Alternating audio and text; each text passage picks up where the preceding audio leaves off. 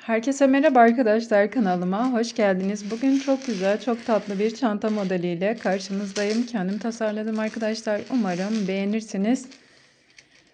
Beğendiyseniz lütfen beğen butonuna tıklayın. Kanalıma abone değilseniz abone ol butonuna tıklayarak ücretsiz bir şekilde kanalıma abone olun.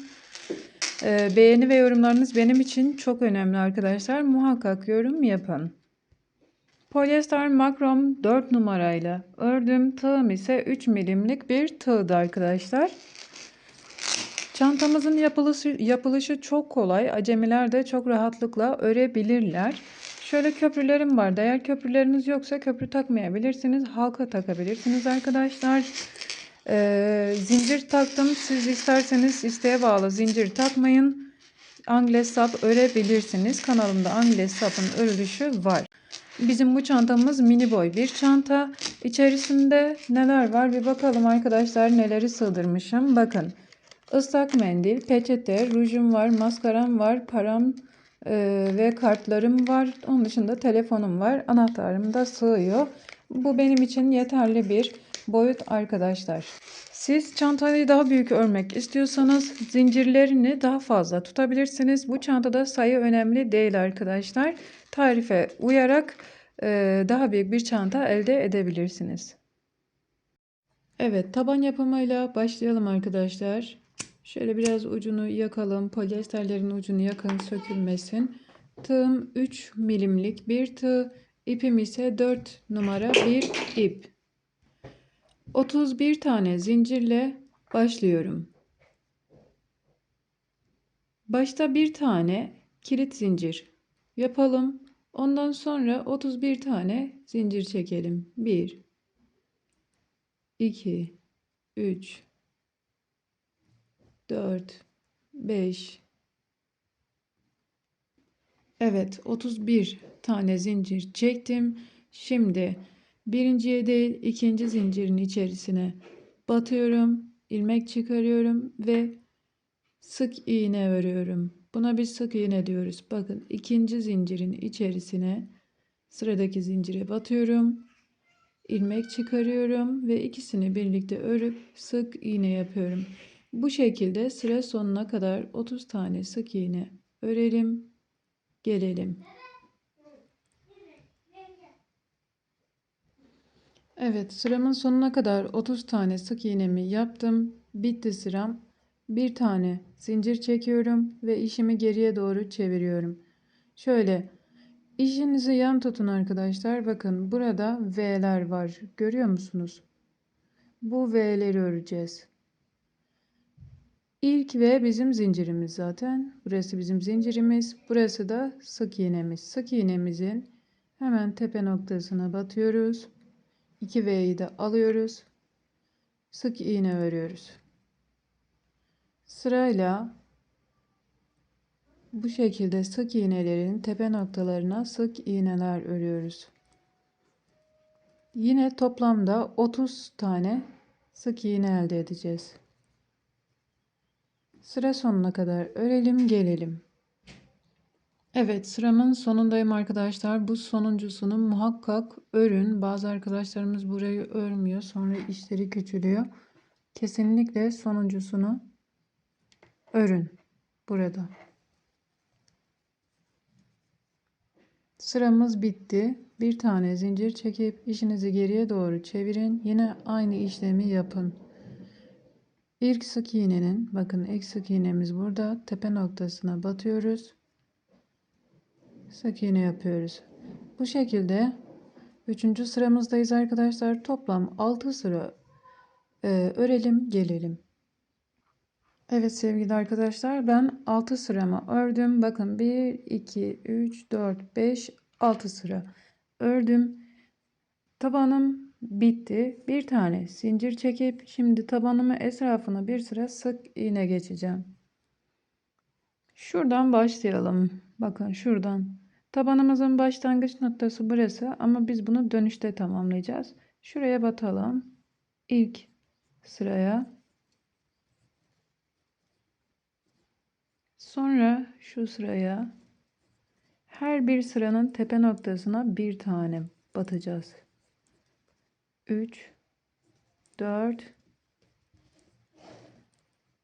5, son olarak şuraya 6. Şimdi arkadaşlar köşede bir tane artış yapacağız. Şuraya toplam 3 tane yapacağız. Bir tane yaptık. Aynı yere 2 ve bir tane daha 3. Bu sık iğnelerden birincisi kısa kenarın, üçüncüsü uzun kenarın ve ortadakini artırmış olduk. Şimdi devam edelim. Şöyle arkadaşlar şuraya batıp sık iğne örüyoruz. Sırayla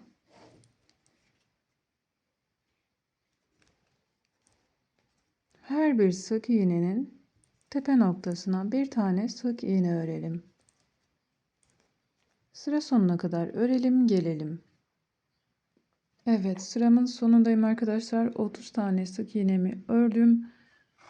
Şimdi burada yaptığımız gibi buraya da 3 yapacağız. Bir tanesini yaptım. 2 ve bir tane daha yapıyorum. 3. Sıradan devam ediyorum. 2, bakın 1, 2, 3. Şu ipimi alttan yürütüyorum. 4, 5, 6. Son olarak bakın şuraya 7.'yi yapıyorum. 7. Bu kenarda 7 tane sık iğnem var. Diğer kenarda da 7 tane sık iğnem olacak. Burayı 3 yapıyoruz arkadaşlar. 2, 3. Şimdi devam edelim. Sıra sonuna kadar 30 tane sık iğnemizi örelim, gelelim. Evet arkadaşlar, sıramın sonundayım. Şurası sıramın sonu. Buraya yine 3 tane yapıyorum. 1, 2, son olarak bir tane daha yapıyoruz. 3. İlk sık iğnenin içerisine batıp kaydırma yapıyorum. Bir tane zincirle sabitliyorum. Şimdi ne yaptım arkadaşlar? Bakın göstereyim size. Özet geçelim. 7 tane burada sık iğnem var. 7 tane bu tarafta sık iğnem var. 30 tane burada, 30 tane burada. Köşelere de bir tane artırma yaptım. Bu kadar. Tabanım bu şekilde. Eğer siz daha büyük bir çanta örmek istiyorsanız, çantamın boyutu dediğim gibi bu arkadaşlar. Bakın. Daha büyük örmek istiyorsanız tabanını daha büyük tutabilirsiniz. Şimdi bir tane daha, 2 tane zincir çekmiş oldum. Model kurulumuna geçiyorum. İlmeğimi doluyorum arkadaşlar. Bakın. Hemen bir öncekine.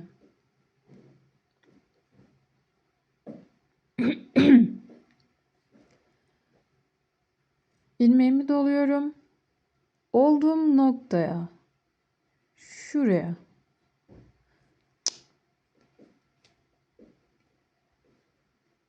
ilmeğimi doluyorum. Arkadaşlar hemen şu noktaya bakın. Zincirden bir sonraki şu noktaya tekli trabzan yapıyorum. Tekli trabzan ne? 3 tane ilmeğim var. Üçünü birlikte çıkarıyorum. Buna biz tekli trabzan diyoruz. İlmeğimi doluyorum. Şuraya arkadaşlar zincirimin olduğu nokta var ya, onun hemen içine. Buraya tekrar tekli trabzan yapıyorum.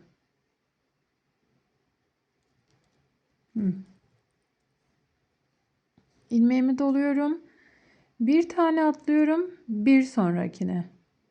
Bakın buraya zaten yaptık. Sonra bir tane atlıyorum bir sonrakine. Tekli trabzan yapıyorum. İlmeğimi doluyorum. Bir öncekine batıyorum.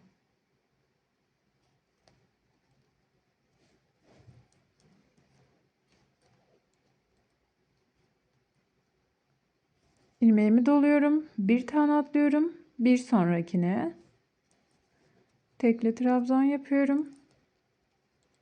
Tekrar ilmeğimi doluyorum ve bir öncekine. Yani bütün sık iğnelere tek tek trabzanlar yapıyoruz ama çapraz bir şekilde yapıyoruz. Bakın sıradaki burada bir sonrakine yapıyorum. Daha sonra çapraz bir şekilde bir öncekine yapıyorum. Atladığım var ya, ona yapıyorum. Tamam mı? Ha. Bir sonrakine değil, bir sonrakine ve bir önceki.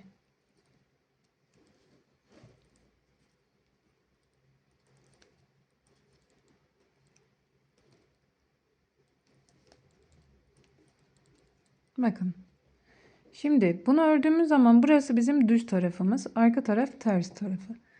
İster içeri doğru bu şekilde döne döne örün. İsterseniz de şöyle dışarıya doğru bunu çevirin. Bu şekilde örün. Ama ben örerken bana böyle örmek daha kolay geldiği için ilk 1-2 sırayı bu şekilde örüyorum. Bir tane zincir atlıyorum bir sonrakine. Tekli trabzan yapıyorum ve atladığıma tekrar tekli trabzan yapıyorum.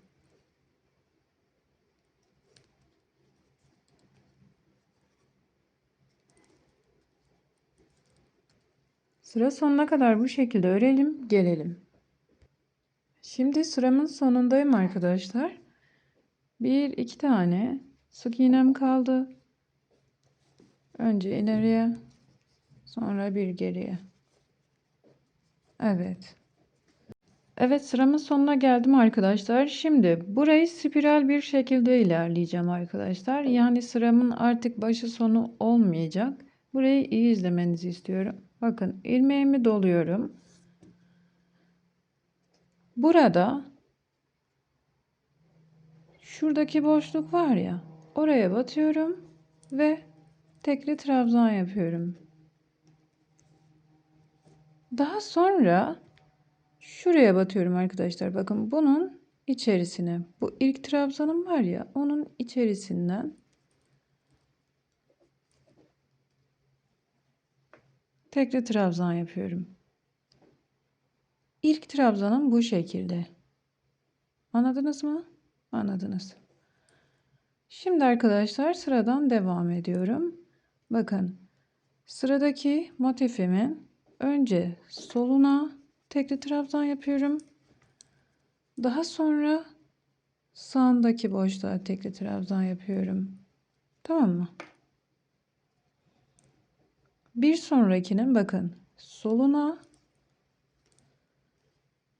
ve bir önceki boşluğa şuraya.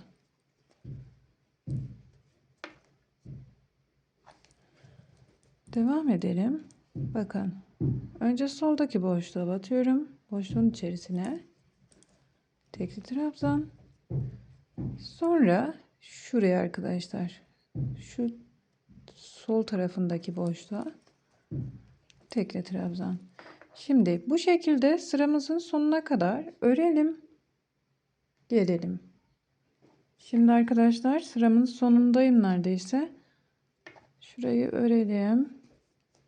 Sonuncusunu. Şimdi buradan itibaren spiral bir şekilde dönmüşüz arkadaşlar. Biz buraya bir ayraç takalım. Şurasına takalım ki neden takıyoruz arkadaşlar? Çantamızın bitiminde aynı hizadan bitirebilmek için ayracımızı takıyoruz. Şimdi spiral bir şekilde dönmüştük ya arkadaşlar. Ona da normal bir şekilde artık motifimizi yapıyoruz. Bakın. Bir ileri yaptım, bir de geri şuraya batacağım. Şuraya.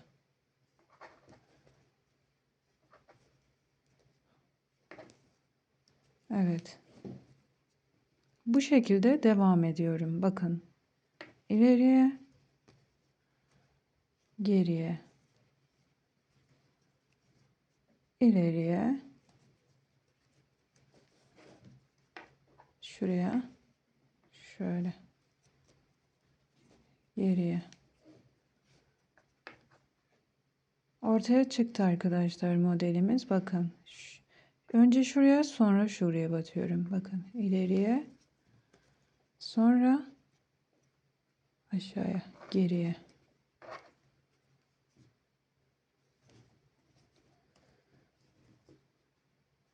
Evet. Tamam.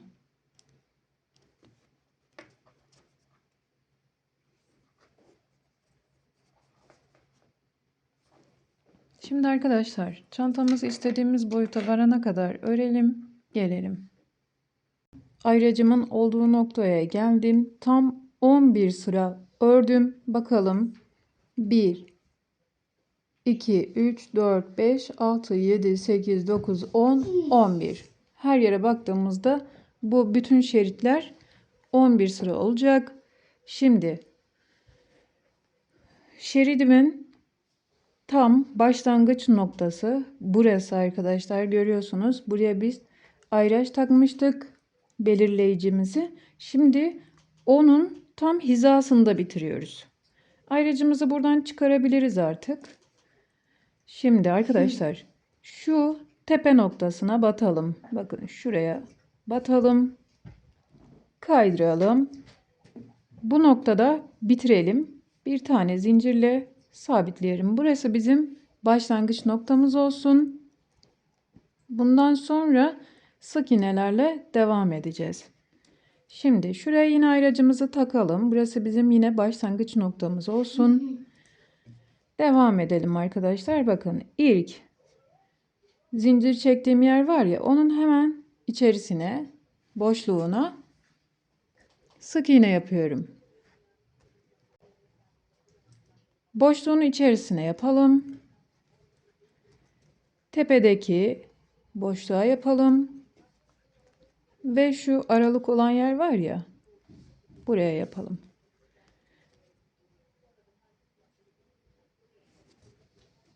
Bu şekilde sıramızın sonuna kadar sık iğnelerimizi örelim.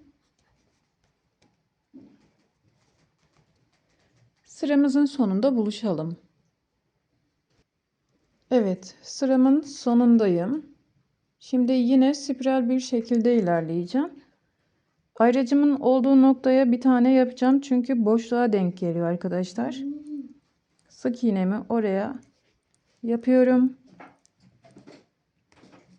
Artık spiral bir şekilde ilerleyeceğim. İlk sık iğnemin tepe noktasına batıyorum ve sık iğne yapıyorum.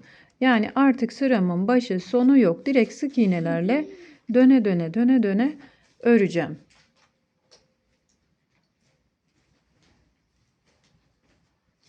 Devam edelim. Sıradaki sık iğneye normal bir şekilde sık iğne yapıyorum.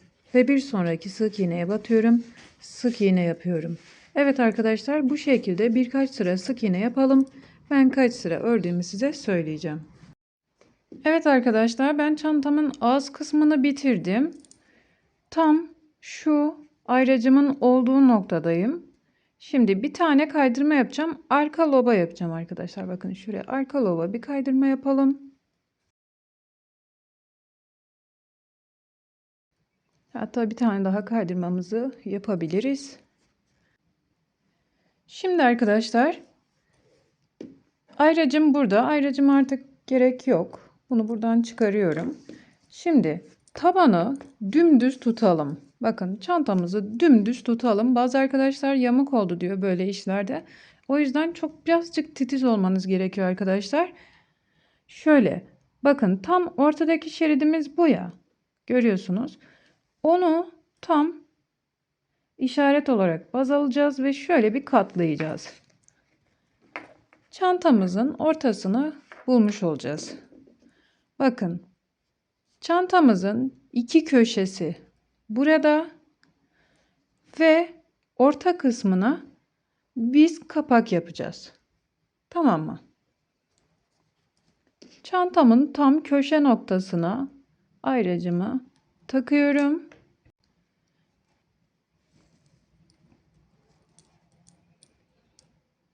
Bir tane kaydırma var. Bir kaydırma daha 2. Arka lobdan 3, 4, 5. Beşinci kaydırmayı yaptım. Bir tane zincir çekiyorum ve hemen olduğum noktaya, hemen içine, arka loba batıp sık iğne yapıyorum. Şimdi kapak kısmını yapıyorum arkadaşlar. Bunu arka lobdan yapıyorum. Şimdi köşemiz burası arkadaşlar. Köşeden bu tarafa doğru 1, 2, 3, 4, 5.'ye ayracımı takıyorum. 5.'ye varana kadar sık iğne öreceğim. Evet. Arka loblardan sık iğnelerimize devam ediyoruz.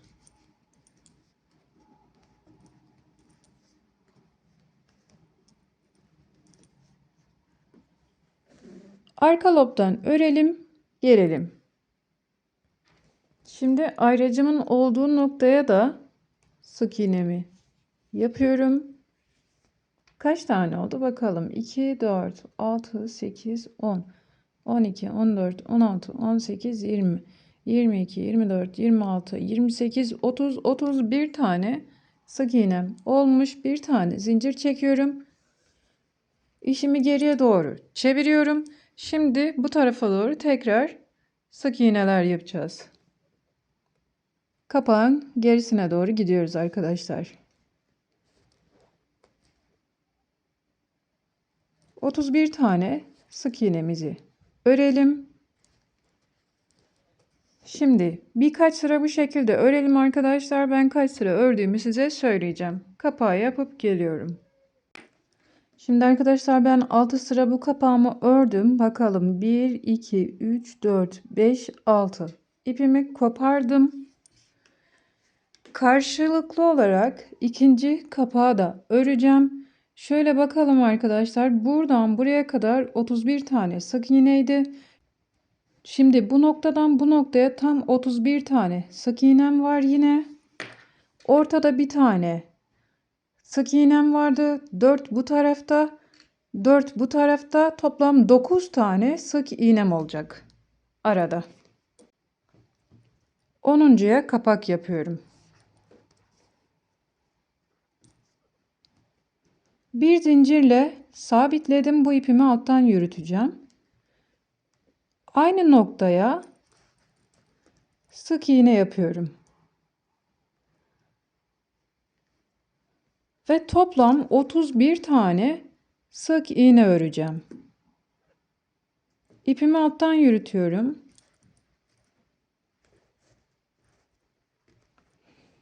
Bu arada da tam 9 tane sık iğnemiz olacak. Örelim gelelim. Şimdi arkadaşlar ben karşılıklı 6 sıra şeklinde tam karşı karşıya gelecek şekilde iki kapağımı ördüm. Daha sonra iplerimi alttan yürüttüm. Bir düğüm attım. İplerimi sonra kesip çakmak yardımıyla birazcık yakacağım arkadaşlar. Şimdi düğmelerini takıyorum. Şöyle manyetik düğmelerim var. Diğerini de sizinle birlikte takayım arkadaşlar. 3 köşeyi diktim. Şimdi bunu da birlikte dikelim. Karşılıklı olarak tam karşı karşıya gelecek şekilde takalım ki çantamız yamuk gitmesin.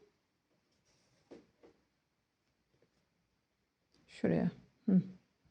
Şimdi arkadaşlar ipimi göstereyim size. Misinalı ip tuhafiyelerden bulabilirsiniz arkadaşlar. Arkadaşlar arkadan batıyorum. Böyle delikten çıkardım.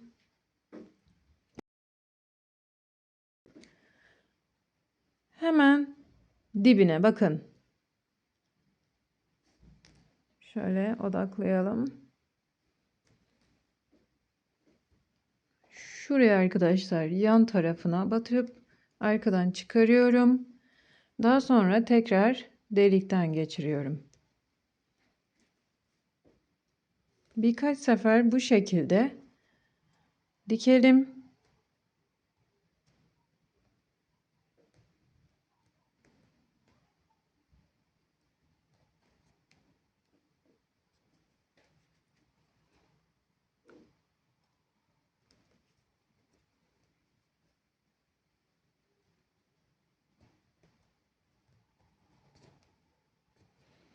Şimdi arkadaşlar bakın bu köşeye batıyorum. Daha sonra arkadan geçirmiyorum. Direkt şu tarafa atıyorum. Şöyle bir dakika. Bu taraftan çıkarıyorum. Yani diğer deliğin hemen yanından çıkarıyorum. Tamam mı? Şimdi deliğe batıyorum.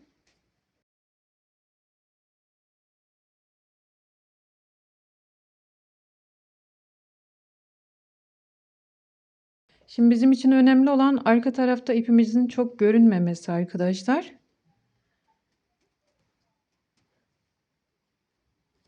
Misinalı ip olduğu için arka tarafa da atabiliyorum ipimi. Ama eğer sizinki misinalı değilse arka taraftan çıkarmayın. Yani şöyle dikebilirsiniz. Mesela şuradan sokup hemen dibinden çıkarabilirsiniz. Bu şekilde bir dikiş yapın. İpiniz arka tarafta gözükmesin. Evet, fazla iplerimizi keselim. Birkaç sefer kaydırdım, bir tane düğüm attım. Siz de düğümünüzü atın arkadaşlar, sökülmesin. Şöyle, sonra yapıştırın. Evet, şurada da ipimiz vardı. Ben bunu da birkaç sefer kaydırdım. Hemen şuradan kesiyorum. Böyle yakalım. Tamam. Evet, çantamın son hali bu şekilde. İsteğe bağlı arkadaşlar. Astar dikebilirsiniz. Etiketiniz varsa etiket takabilirsiniz. Yoksa şuraya bir süs takabilirsiniz. Hani kurdele tarzı süsler oluyor ya da ne bileyim broş tarzı süsler oluyor. Onlardan takabilirsiniz. Benim şöyle köprülerim vardı arkadaşlar. Köprü kullandım. Yoksa halka takabilirsiniz. Ve zincir takacağım. Siz isteğe bağlı angles sap da örebilirsiniz. Ya da bildiğiniz güzel saplardan varsa onlardan örebilirsiniz arkadaşlar. Çantamın son hali bu şekilde. Eğer çantamı beğendiyseniz lütfen beğen butonuna tıklamayı unutmayın. Kanalıma abone değilseniz ücretsiz bir şekilde abone ol butonuna tıklayarak kanalıma abone olabilirsiniz. Yorumlarınızı bekliyorum arkadaşlar. Şimdilik hoşça kalın, sağlıkla kalın, Allah'a emanet olun. Bir sonraki videoda görüşmek üzere.